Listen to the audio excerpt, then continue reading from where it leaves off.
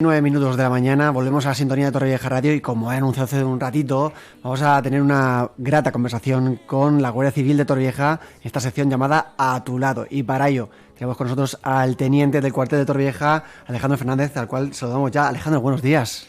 Muy buenos días, muchas gracias otra vez aquí, encantado de estar aquí otra vez con vosotros.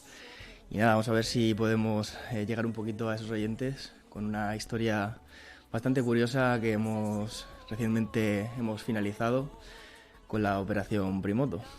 Pues Alejandro, vamos a hablar de esa operación Primoto, en la que me contaba antes de iniciar la entrevista que es una cuestión que se iniciaba en Torrevieja y que, bueno, por lo que veo también, lo que veo en las noticias, se extendía mucho más allá de Torrevieja, no solamente en pueblos, municipios de la Vega Baja, sino también incluso veo en la noticia Alicante, Murcia y Valencia.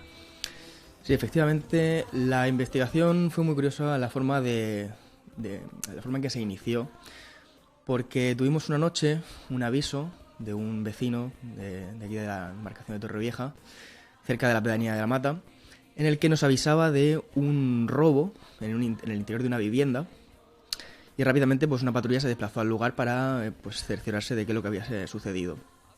Cuando llegó al lugar, la sorpresa de la patrulla fue que se encontró en el interior de la vivienda, efectivamente la puerta, la ventana fracturadas, y en el interior de la vivienda localizó lo que podríamos llamar un laboratorio clandestino de droga. Sobre todo las sustancias que se encontraban en el interior eran cocaína, y llamaba la atención, pues por ejemplo, detalles como las grandes cantidades de esta sustancia ya dosificada en sus envoltorios, con su alambre enrollado, y también carteles que tenía en el interior de la vivienda, sobre todo el habitáculo que utilizaban como laboratorio, unos carteles que mencionaban nombres con deudores y también horarios de trabajo muy establecidos, porque al parecer trabajaban con horarios de 8 horas durante las 24 horas del día. Lo que hicimos fue custodiar la casa durante toda esa noche, porque evidentemente no podíamos permitir que eso estuviera sin vigilancia, y a la mañana siguiente, cuando el equipo de investigación llegó, realizó la correspondiente inspección técnico ocular y encontramos una serie de restos lofoscópicos, de huellas, que nos permitieron identificar unos cuantos miembros de la organización. Fue curioso porque a través de intervenciones telefónicas pudimos seguir localizando el resto de objetivos, el resto de miembros de la organización, y pudimos observar que efectivamente estaban bastante asustados después de lo sucedido. Al final lo que sucedió realmente fue un vuelco de droga, es decir, una banda rival había entrado, yo creo que probablemente por un chivatazo, y les había sustraído toda la mercancía que tenían, que creemos que oscilaban los 2 kilos de cocaína. Ante ese duro golpe que recibió la organización, decidieron, por ejemplo, el líder trasladarse al municipio de Moncada, desde donde siguió dirigiendo la organización, y el resto de la banda decidió trasladarse a otro punto en el que realizaban exactamente la misma labor. Después de unos meses, sobre todo, es cuando empezamos a notar que la organización continuaba con su actividad como si nada hubiera pasado. Yo supongo que fue un poco para tratar de calmar un poco los ánimos, ya que todo estaba muy reciente.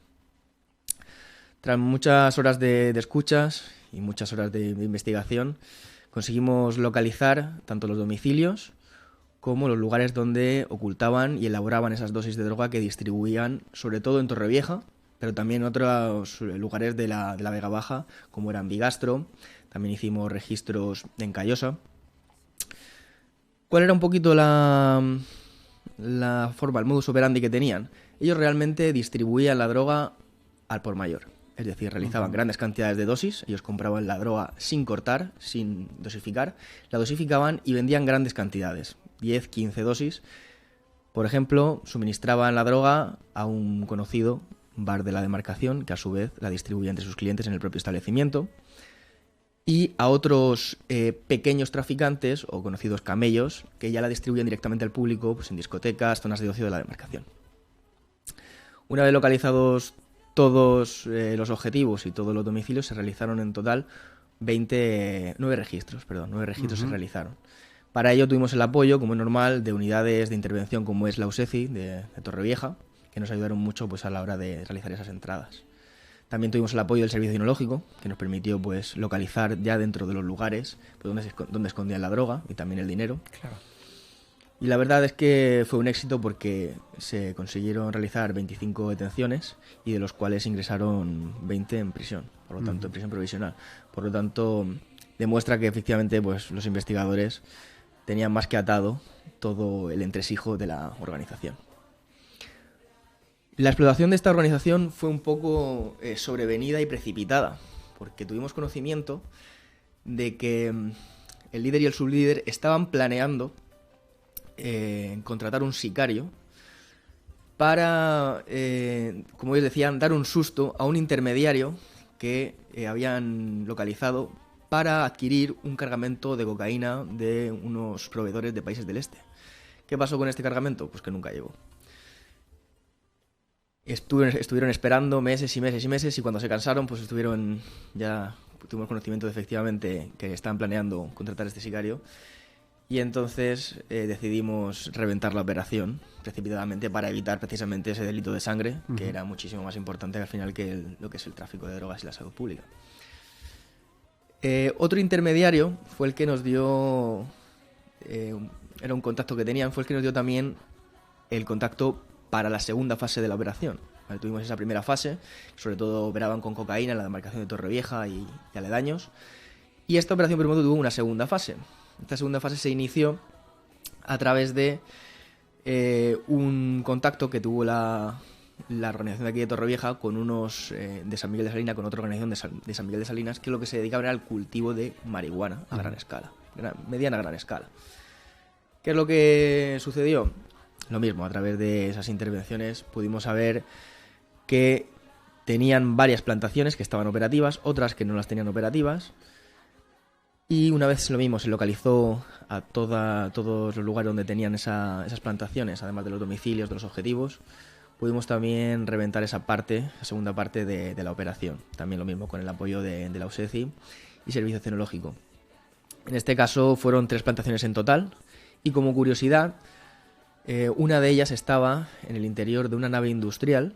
Y para acceder al zulo, era un habitáculo que tenían escondido dentro de la propia nave, que realizaba una actividad totalmente ilícita. Para acceder a esa estancia oculta, había que mover con una carretilla elevadora varios palets y depósitos de agua para acceder a lo que era, para que la puerta que daba acceso fuera visible. También nos costó bastante. En un primer momento se utilizaron medios como drones para poder determinar si efectivamente habían emisiones térmicas. Y fue muy difícil porque hasta que no estuvimos dentro realmente no se pudo determinar que al 100% que efectivamente hubiera una plantación. Teníamos muchas sospechas, evidentemente, tras todas las técnicas que utilizamos para poder localizarla, pero hasta que no estuvimos allí y el propio cabecilla nos dio acceso a esa puerta, lo teníamos bastante difícil. Puro estilo Breaking Bad, sí. Bien escondida. Bueno, al final, tanto una organización como la otra también tenían un punto característico, que es que utilizaban la modalidad de la telecoca o teledroga.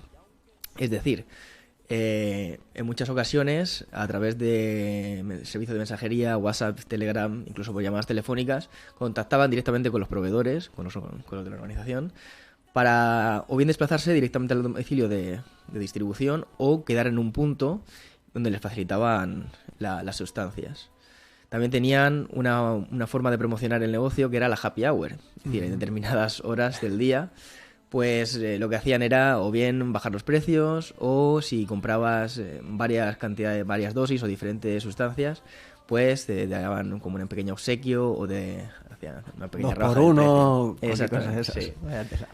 Entonces fue bastante curioso esta operación y bueno, yo creo que pues para el puesto de la Guardia Civil de Torrevieja pues todo un éxito. Porque realmente con el personal que tenemos, que hemos empleado, los medios que hemos empleado y demás, hay un total de 35 detenidos, 20 registros y 1 año y medio que hemos estado con esta operación, de mucho esfuerzo y sacrificio, de muchas horas en escuchas, en visionado de imágenes. En fin, creo que ha sido todo un éxito. O sea, una intervención que comenzaba con una denuncia de robo, ¿no? De asalto a una vivienda, que luego se descubría que era por parte de una banda rival, ¿no? Ha dado lugar a todas estas detenciones y esta Efectivamente, al final operación. la labor de los investigadores es ir tirando de ese hilo, poco a poco ir localizando nuevos integrantes de los grupos, nuevos lugares donde almacenaban, distribuían, elaboraban la droga, ha hecho que efectivamente se desarticule. Yo diría que una de las organizaciones más potentes en cuanto a tráfico de cocaína de Torrevieja y sin lugar a duda en cuanto a los cultivos, pues de la demarcación de la Vega Baja, porque los cultivos de marihuana que tenían eran bastante grandes. Estamos hablando de cada cultivo alrededor de unas 300 plantas de gran tamaño. Mm. De hecho, una de ellas estaba ya en fase de recolección y solo en esa fueron alrededor de 30 kilos de cogollos de marihuana. Ostras. Hemos hablado de ese punto de Guardamar, no, de San Miguel de Salinas, ¿no? En esa nave. ¿Dónde también se distribuían? ¿Qué otros puntos tenían esas plantaciones? En San Miguel de Salinas tenían un cultivo que era un cultivo indoor, estaba en el interior de un adosado y llamaba la atención pues con la tranquilidad con la que operaban, porque tenían vecinos a ambos lados y estaban constantemente entrando pues con maquinaria, por ejemplo, con aires acondicionados, piezas para el tema de la ventilación, conductos de aire, también los sistemas de iluminación que son muy importantes, un consumo elevado de eléctrico, entonces operaban con cierta impunidad. La nave estaba en la localidad de Arneva, Ujú. era una nave un poquito más apartada, sí, de un núcleo urbano, pero lo cierto es que pues desarrollaba una actividad lícita, entonces los trabajadores o bien tenían conocimiento o bien, sí que es cierto, estaba oculta. Entonces yo supongo que por el día pues mantendrían una actividad lícita comercial normal, era una empresa de transportes, y por la noche, que es cuando sobre todo teníamos la actividad que no nos cuadraba en esa nave, era cuando supongo que realizaban pues esas tareas de pues recolección, abono y cuidado de la plantación. También tuvimos otra plantación, que fue la tercera, que estaba en un chalet en el que los moradores vivían en la parte de arriba y tenían alquilado el sótano.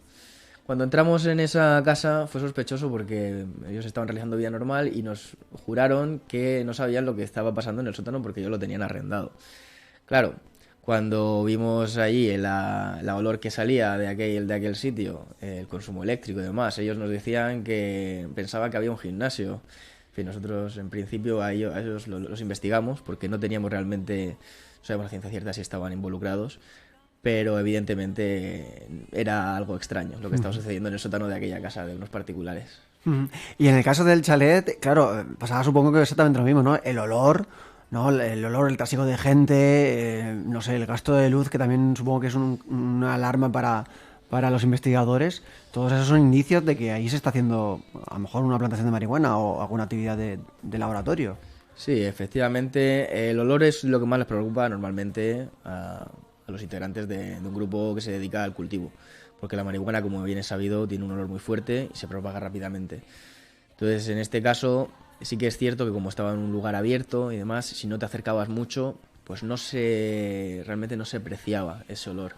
Entonces nosotros pues intentamos, pues a través de otras técnicas, pues intentar localizarla y si no es posible, pues sobre todo al final una ayuda muy grande es la intervención telefónica. La intervención telefónica es... Pero claro, para tener una intervención telefónica primero necesitamos también Permiso también. unos indicios Claro. claros, porque al final estamos también coartando derechos y eso tiene que estar autorizado por un juez. Entonces, bueno, pues hay que ir poco a poco atando y cuando ya hay indicios suficientes que permitan atisbar que efectivamente hay mucha probabilidad de que haya una actividad ilícita, delictiva, pues entonces ya sí que nos facilitan un poquito la vida desde el juzgado. Mm.